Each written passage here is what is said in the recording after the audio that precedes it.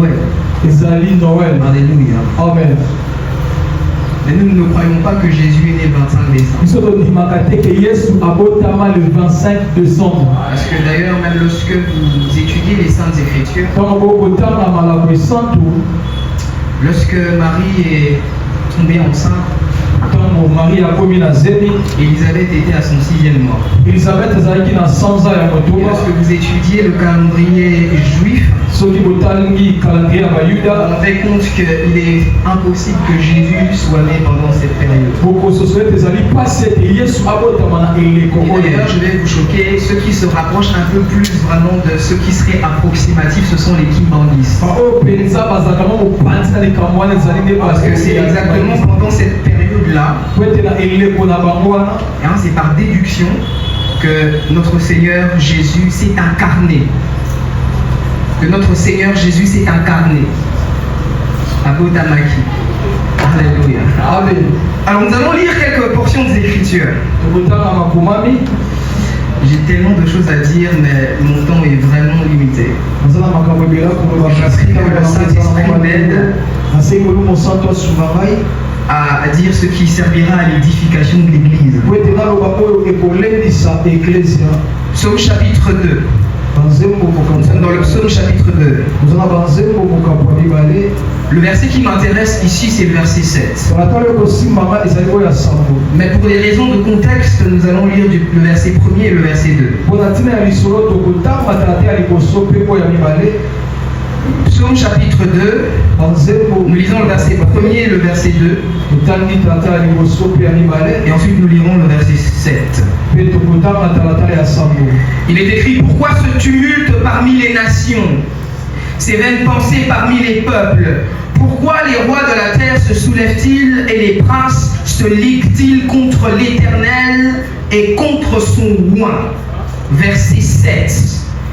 Je publierai le décret. L'Éternel m'a dit: tu es mon fils, je t'ai engendré aujourd'hui. Tu es mon fils, je t'ai engendré aujourd'hui. Marc chapitre 1, le verset 10 à 11. Marc, le chapitre 1er, du verset 10 au verset 11. Au moment où il sortait de l'eau, il vit les cieux s'ouvrir et l'Esprit descendre sur lui comme une colombe. Et une voix fit entendre des cieux ces paroles: tu es mon fils bien-aimé, en toi j'ai mis toute mon affection. Actes chapitre 13, du verset 32 à 33. Actes chapitre 13, du verset 32 à 33. Vous y êtes? Surtout pour ceux qui ont des Bibles électroniques. C'est plus pratique. Même si ceux de la vieille école préconisent la Bible en papier. Alléluia.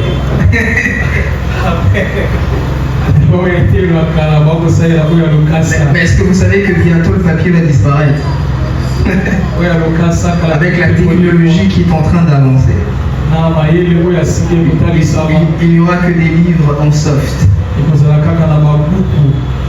En soft, c'est-à-dire en version PDF, e-book.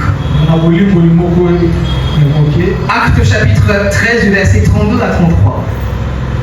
Et nous annonçons cette bonne nouvelle, que la promesse faite à nos pères, Dieu l'a accomplie pour leurs enfants en ressuscitant Jésus, selon qu'il est écrit dans le psaume 2e.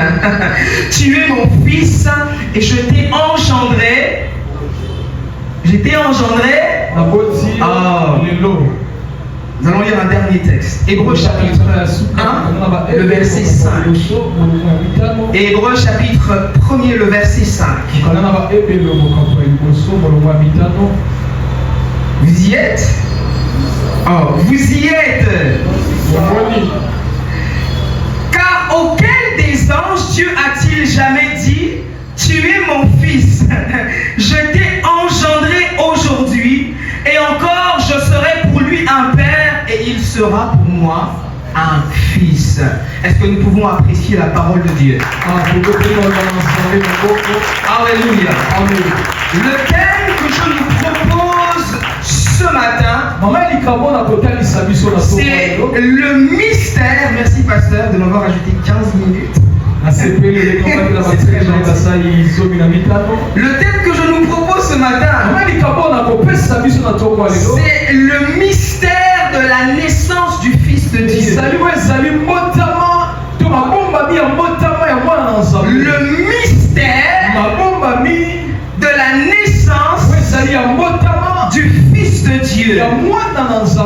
Le psaume 2 que nous venons de lire a été écrit par David. C'est un psaume qui est à la fois historique et prophétique. Il est historique parce que David l'a écrit pendant la période où les nations se sont soulevées contre sa couronne.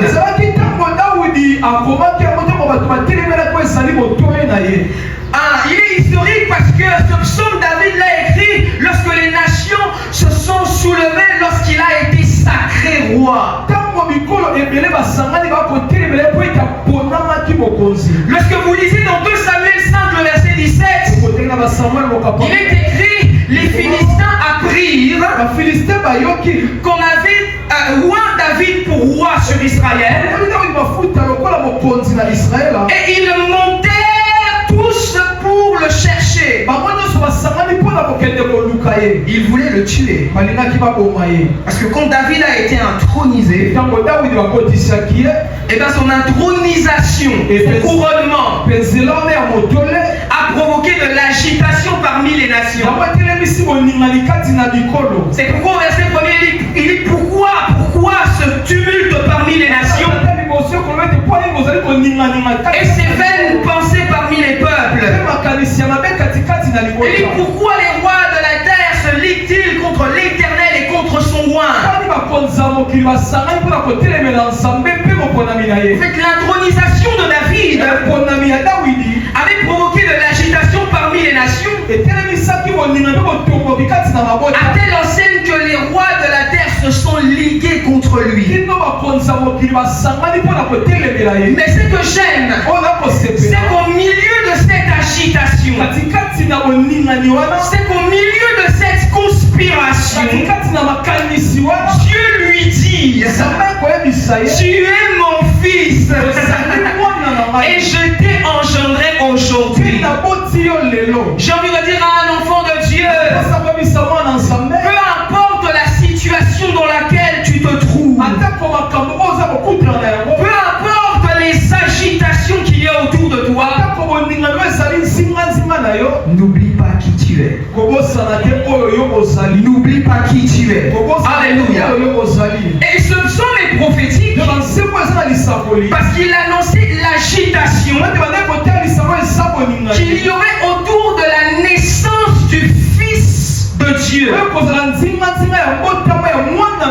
Ce psaume est prophétique parce que David lui-même est un type de Christ. C'est-à-dire que certains épisodes de la vie de David annonçaient implicitement ce qui arriverait dans la vie du Messie. C'est pourquoi quand Jésus est né à Bethléem, le roi Hérode a paniqué. Et dans son agitation, il a ordonné l'exécution des bébés allant de 0 à 2 ans. Vous imaginez?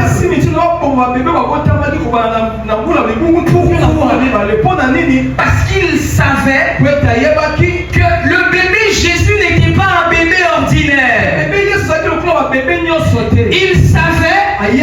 que le bébé Jésus avait le pouvoir de le détrôner. Parce que selon la prophétie d'Ésaïe, la domination devait reposer sur ses épaules. Et maintenant, j'aimerais vous parler du mystère de la naissance du Fils de Dieu. Aujourd'hui, je ne vais pas trop faire d'approche contextuelle parce que je me suis venu prêcher. Et le temps m'est vraiment imparti. J'aimerais que tu dises à ton voisin le mystère de la naissance du Fils de Dieu. Le mystère de la naissance du Fils de Dieu. Déjà, j'aimerais établir une vérité importante. C'est que l'existence de Jésus est plus vieille que sa naissance. Je disais que l'existence de Jésus est plus vieille que sa naissance à Bethléem. Jésus n'a pas commencé à exister lorsqu'il est né à Bethléem. Mais avant même qu'il ne naisse à Bethléem,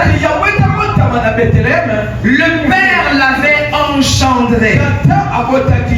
Mais la question qu'on va se poser, c'est à quel moment le Père l'a engendré? J'aimerais que vous puissiez me suivre attentivement ici parce que ça sera un peu technique. À quel moment le Père l'a-t-il engendré? À cette question, la Bible répond aujourd'hui. À quel moment le Père l'a-t-il engendré? Il dit, tu es mon fils et je t'ai engendré aujourd'hui. Vous conviendrez avec moi qu'aujourd'hui c'est un adverbe de temps.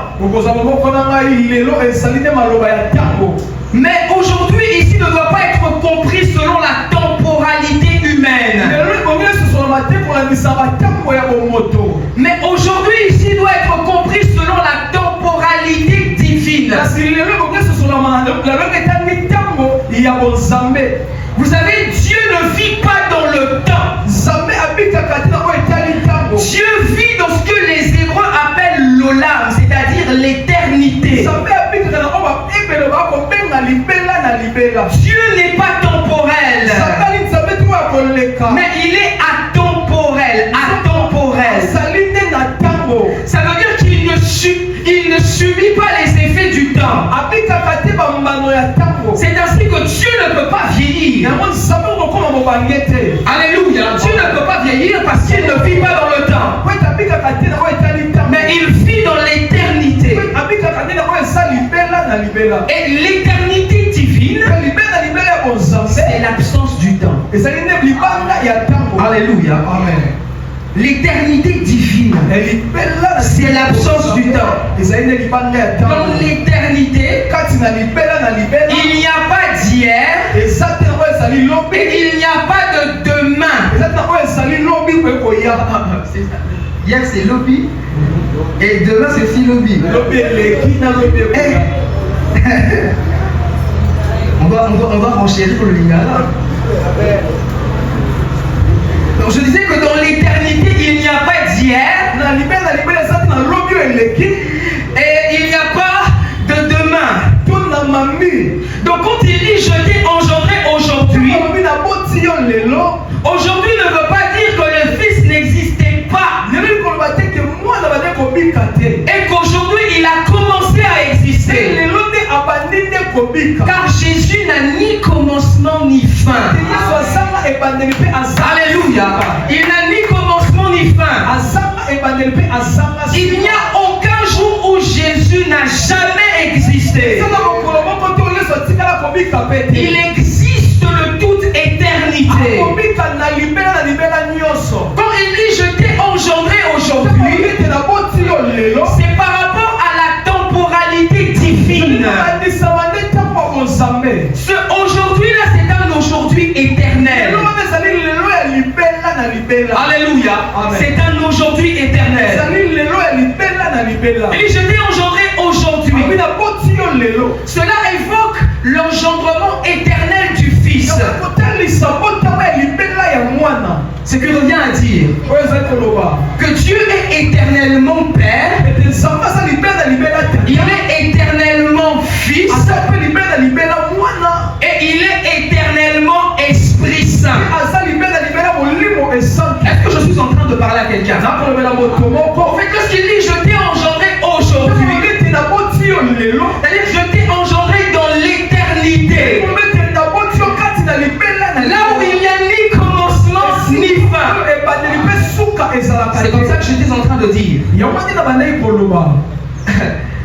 qu'il n'y a aucun jour où Jésus n'a jamais existé. Parce qu'il est l'alpha, il le dit à Jean. Et il est l'oméga. Pourquoi je parle de cela? Vous savez, au 3e siècle, il y a une hérésie qui a vu le jour dans l'église chrétienne d'Alexandrie. Cette hérésie a été enseignée par Arius. Arius, c'était l'évêque de l'église d'Alexandrie. Partant d'une mauvaise interprétation de Colossiens 1,15 où il est dit que Jésus est le premier-né de la création, Arius a affirmé que Jésus est en fait la première créature de Dieu. Alléluia. Et il a dit ceci, c'est que Jésus n'existait pas avant. Il a commencé à exister quand Dieu l'a créé. Mais il n'avait pas très bien interprété le texte. Alléluia. Parce que l'expression premier-né de la création ne veut pas dire qu'il est la première créature de Dieu. Mais cette expression évoque sa prééminence, son droit d'aînesse sur la création. Parce qu'il est le fils aîné de Dieu. Le premier-né d'un bon nombre de frères. Alléluia. Donc quand on dit premier-né de la création, ça ne veut pas dire première créature de Dieu. Mais ça veut dire celui qui a le droit d'aînesse sur la création. Donc celui qui peut disposer de la création comme bon lui semble. Parce que tout a été créé par lui et pour lui. Donc retenons ceci, c'est que Jésus a été engendré dans l'éternité, où il n'y a ni commencement ni fin. Et la bonne nouvelle pour nous, c'est qu'il n'a pas seulement été engendré dans l'éternité, mais il a aussi été engendré dans le temps. Lorsque Matthieu veut nous parler des origines de Jésus, dans son évangile, il dresse une généalogie en remontant jusqu'à David. Parce qu'il voulait démontrer au fait que Jésus était le roi des Juifs qui devait descendre de David. Mais lorsque l'apôtre Jean, voulant démontrer la filiation divine, la filiation divine de Jésus, il ne dresse pas une généalogie où il mentionne des hommes, mais il évoque directement l'éternité passée. Il dit au commencement était la parole. La parole était avec Dieu et la parole était Dieu. Et cette parole a été faite chair. C'est pour démontrer que Jésus a des origines divines et éternelles. Alléluia. Amen. Et il nous présente Jésus comme étant le fils unique du Père. Et je ne sais pas si vous avez remarqué en lisant l'évangile selon Jean. Moi je me suis rendu compte que Jésus se comporte comme un fils à papa. Vous avez déjà vu ça? Jésus dans l'évangile selon Jean, il se comporte comme un fils à papa. Dans Jean 5, le verset 43, il dit: je suis venu au nom du Père. Au verset 17, il dit: mon Père agit, moi aussi j'agis. Au verset 19, il dit: le Fils ne fait rien de lui-même. Il ne fait que ce qu'il voit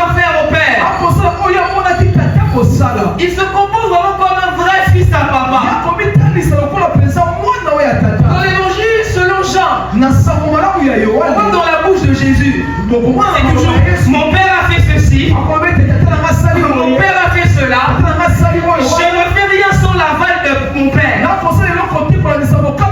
Tout ce que je fais, je le fais en imitation de ce que mon père fait. Un vrai fils à papa. Et je prie aussi que nous soyons aussi des vrais fils à papa. Alléluia. Amen. Et ceux qui ne prennent pas des décisions sans demander l'aval de papa. Et papa ici c'est Abba. Notre Père, notre source. Le Père de notre Seigneur Jésus. Et dans Jean 1, le verset 18, Jean est en train de dire personne n'a jamais vu Dieu. Mais le Fils unique qui est sorti du sein du Père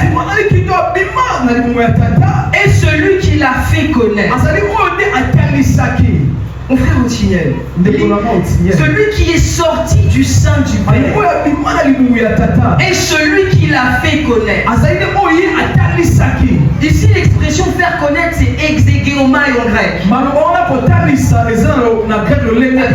Il a bien dit, hein, kotalisa, c'est ça, exhiber littéralement. Parce qu'il a exhibé le Père. En fait, il est sorti des entrailles du Père pour rendre visible le Dieu invisible. Vous savez, il y a une différence entre Adam et Christ. C'est que Adam a été créé à l'image de Dieu. Oh. Mais Jésus est l'image du Dieu invisible. Alléluia. Adam a été créé à l'image de Dieu. Mais Jésus n'a pas été créé. Jésus a été engendré. Oh. Alléluia. Il a été engendré. Adam, en fait, Adam n'était qu'une réplique de l'image de Dieu. Il n'était qu'une imitation de l'image de Dieu. Mais Christ est l'image originale de Dieu. Ceux qui font l'académie de Beaux-Arts doivent connaître la Joconde. Et tu connais la Joconde? Ah, absolument. Archi. La Joconde, c'est une œuvre d'art. C'est le portrait de Mona Lisa qui a été peint par Léonard de Vinci. Ce portrait-là est exposé dans le musée du Louvre en France. Et je vous dis, ça coûte des milliards d'euros. Mais vous savez qu'il y a beaucoup de répliques de la Joconde. Mais ça n'a aucune valeur. Amen. Alléluia. Adam a été créé à l'image de Dieu.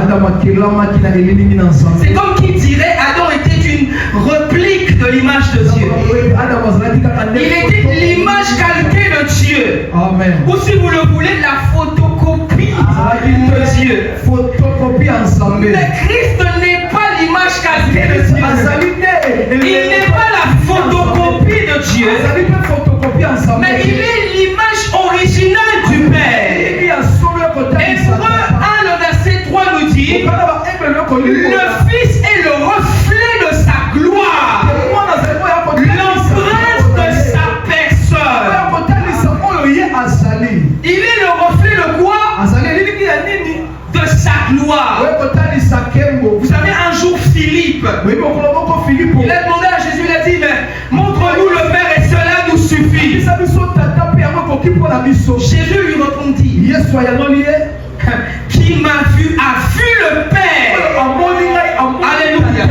Et dans Jean 14 il dit, le Père est en moi et je suis dans le Père. En fait, écoutez, le Fils n'est pas le Père.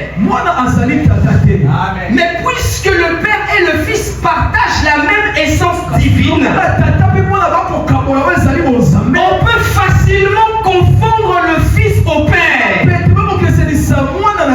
Alléluia. C'est ainsi que même dans la prophétie d'Ésaïe, il dit un enfant nous est né,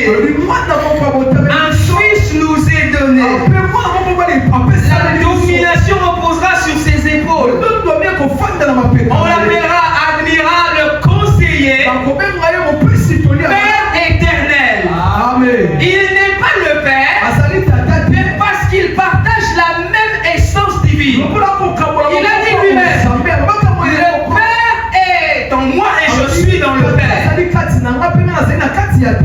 Donc puisqu'il partage la même essence divine que le Père, on peut facilement le confondre au Père. Parce que le Père et lui ne font qu'un. Est-ce que je suis en train de parler à quelqu'un? Il est le reflet de sa gloire et l'empreinte de sa personne. L'empreinte de sa personne.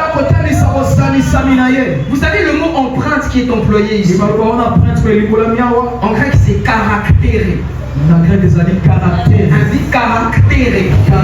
Dis à ton voisin caractère. Dis-le lui. Je vois qu'il y a certaines personnes qui sont encore froides. Moi je suis chaud bouillant. Caractère.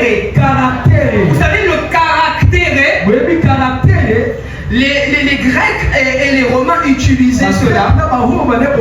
C'était un outil qu'ils utilisaient pour graver des inscriptions sur des objets ou sur du papier.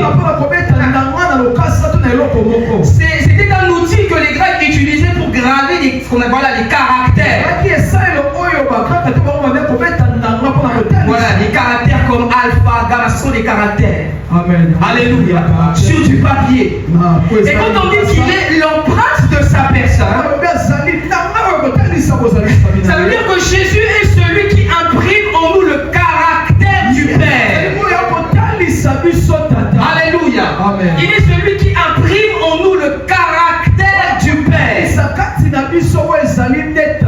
Il dit, tu es mon fils et je t'ai engendré aujourd'hui. Vous savez, ce verset-ci, comme on l'a lu, est appliqué au baptême de Jésus. Lorsque Jésus sort des eaux du baptême, une voix se fait entendre. Tu es mon fils bien-aimé. Pourquoi? C'était pour indiquer que Jésus n'a pas été engendré par Joseph. Mais même dans le temps, il a été engendré par Dieu le Père. Alléluia. Amen. Jésus n'est pas la postérité de Joseph. Alléluia. Amen. Jésus a été engendré par Dieu le Père. Et de manière mystérieuse, l'ombre du Saint-Esprit a couvert Marie la Vierge. Et elle a conçu le Fils de Dieu. C'est ainsi que nous théologiens nous disons que Marie est une théotokos. Wow. Pas tokos comme Fanny Poupa. Je ne sais pas d'ailleurs où il a eu le tokos là. Alléluia. Amen. Marie est une théotokos. Tokos veut dire porteur ou porteuse en grec. Et théo ou théos veut dire Dieu. Donc en réalité, Marie n'était qu'une mère porteuse, une femme porteuse. Marie était comme une sorte de couveuse dans laquelle le Fils de Dieu s'est formé. Et donc le jour du baptême de Jésus, le Père déclare, tu es mon fils. Tu n'es pas le fils de Joseph. Ce n'est pas Joseph qui t'a engendré, mais c'est moi qui t'ai engendré. Et ce psaume, ce que j'aime, c'est qu'il est aussi appliqué. On l'a lu dans Acte 13, lors de la résurrection de Jésus. Ce psaume aussi est appliqué. Jésus revient d'entre les morts. Et il est dit, selon qu'il est écrit dans le psaume 2e, tu es mon fils, je t'ai engendré aujourd'hui. Alléluia. Amen. Vous savez, la résurrection, c'est la renaissance. Ça veut dire que, en fait, même dans le séjour des morts, Dieu a engendré le Fils. Alléluia. Il l'a ramené d'entre les morts. C'est ainsi que l'apôtre Paul dit que Jésus est le premier-né d'entre les morts. Alléluia. Amen. Lorsque l'ange Gabriel va à la rencontre de Marie pour lui annoncer la bonne nouvelle. Il dit ceci à Marie. Il lui dit, le saint enfant que tu porteras sera appelé fils du Dieu très haut. Donc ça veut dire que Jésus a été déclaré fils de Dieu avant sa naissance. Et le jour de son baptême, il a été déclaré fils de Dieu. Mais ce que j'aime, maman Naomi, c'est que même le jour de sa crucifixion, alors qu'un officier romain assistait à la scène de la croix, il s'est écrié assurément, cet homme était le fils de Dieu. Et à sa résurrection, il a aussi été déclaré fils de Dieu. Qu'est-ce que ça veut dire? Tout simplement dire que Jésus a été engendré éternellement. Et aujourd'hui encore, Dieu le Père continue à engendrer Jésus dans les cœurs de ceux qui croient en l'évangile. Je disais qu'aujourd'hui encore, Dieu le Père continue d'engendrer le Fils dans le cœur de ceux qui croient en l'évangile. Et cet engendrement-là, c'est ce que la Bible appelle la nouvelle naissance. C'est ici d'ailleurs que se trouve le cœur de mon message. La nouvelle naissance. Dis à ton voisin la nouvelle naissance. Vous savez, la nouvelle naissance, c'est une nouvelle vie que Dieu insuffle en nous. Cette vie-là, ce n'est pas la nôtre, mais c'est la vie de Christ. Alléluia. Amen. C'est la vie de Christ que le Père insuffle en nous. Vous savez, je vais vous révéler le but de la création de l'homme. Tout parle de Genèse 1.0. Pas Genèse 1, le verset 1er.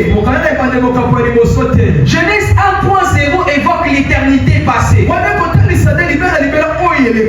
Avant que Dieu ne crée, Dieu vivait en parfaite harmonie avec lui-même. Puisqu'il est Père, Fils et Saint-Esprit. Dieu n'a pas créé parce qu'il souffrait de solitude. Il se suffit à lui-même. Il n'a pas créé parce qu'il se sentait seul. Vous savez pourquoi il a pris l'initiative de créer l'homme? C'est parce que la vie de son fils l'a tellement plu. Vous savez que toute la vie émotionnelle et sentimentale de Dieu gravite autour de son fils. C'est pourquoi il dit, tu es mon fils bien-aimé en qui j'ai mis toute mon affection. Alors la vie du fils a tellement plu au Père que le Père voulait le reproduire, le multiplier sur la terre. C'est comme ça qu'il a pris l'initiative de créer. Alléluia. Il voulait reproduire Jésus. Il voulait avoir des petits Jésus. Parce que la vie de son fils lui plaisait tellement. C'est comme ça qu'il a entrepris l'œuvre de la création. Alors je disais que la nouvelle naissance, c'est une vie nouvelle que Dieu insuffle en nous. Et cette vie-là, ce n'est pas la nôtre, mais c'est la vie de son fils. Lorsqu'un homme naît de nouveau, il devient un kainos anthropos. Il devient un homme nouveau. Alléluia. Amen. Et l'apôtre Paul dit que nous devons nous revêtir de l'homme nouveau et nous dépouiller du vieil homme. En fait, le vieil homme, c'est qui, pasteur Daniel? Le vieil homme, c'est Adam. Et l'homme nouveau, c'est qui? L'homme nouveau, c'est Christ. Pourquoi dans Romains 13, il est dit que nous devons nous revêtir de Christ? Donc le vieil homme, c'est la nature adamique en nous. Et l'homme nouveau, c'est la nature de Christ en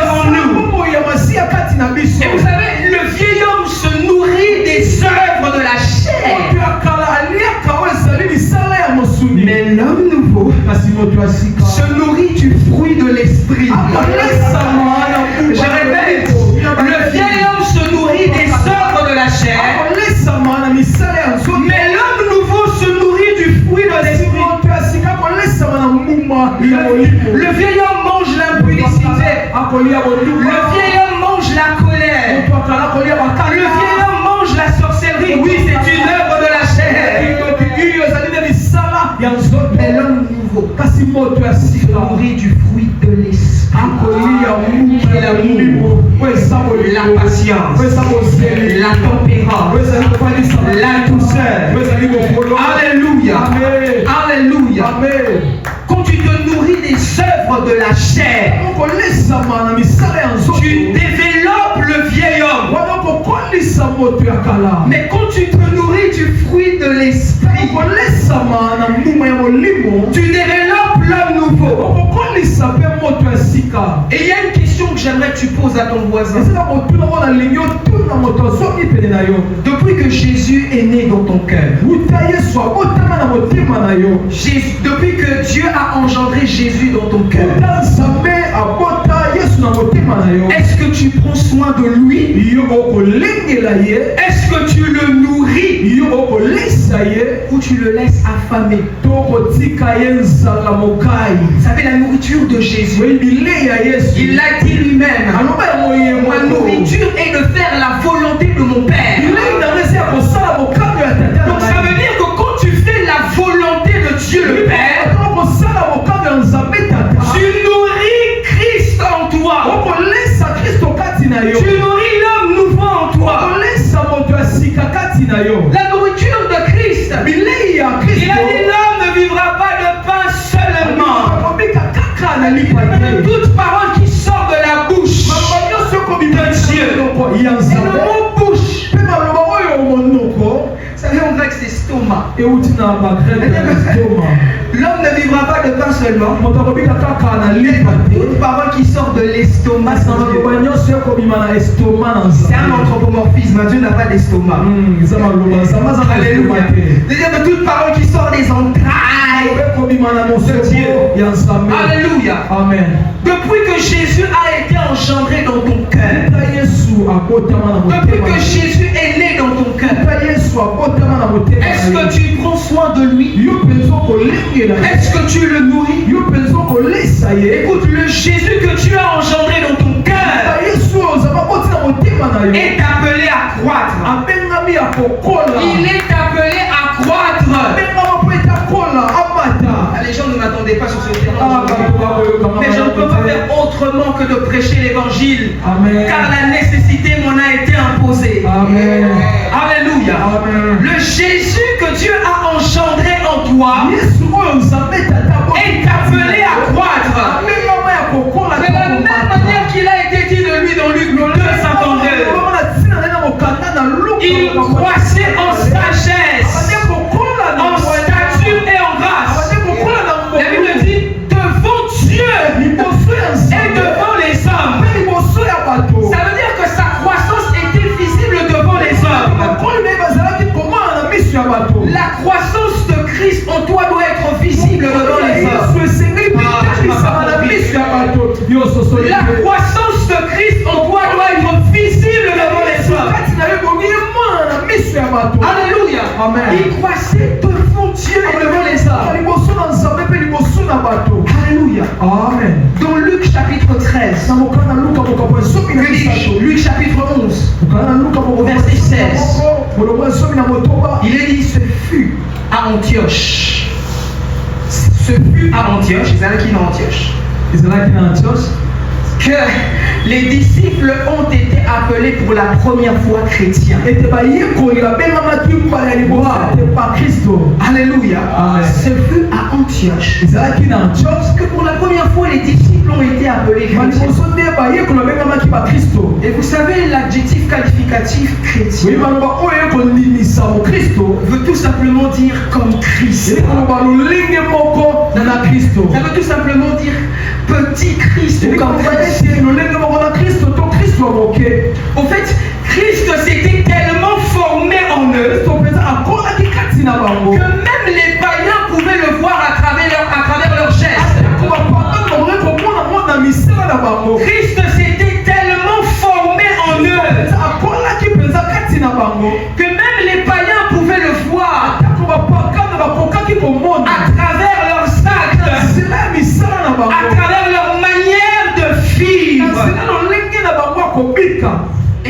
matin, comme l'apôtre Paul dans Galates 4,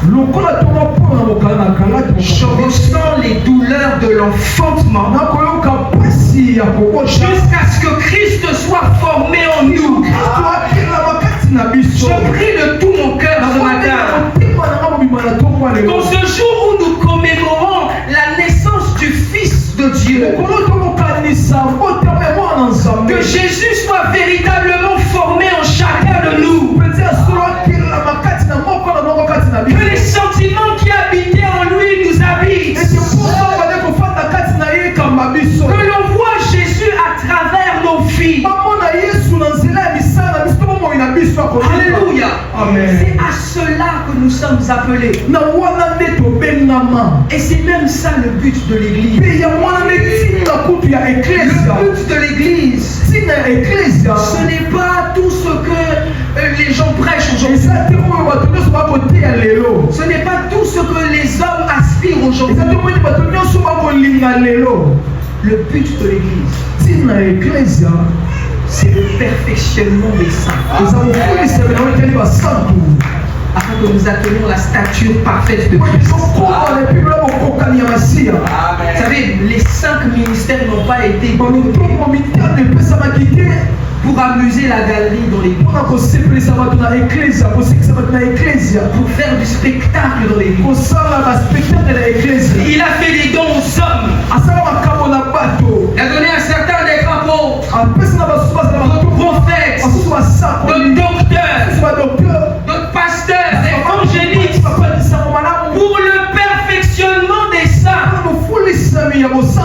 afin que nous parvenions à l'unité de la foi et que nous atteignions la stature.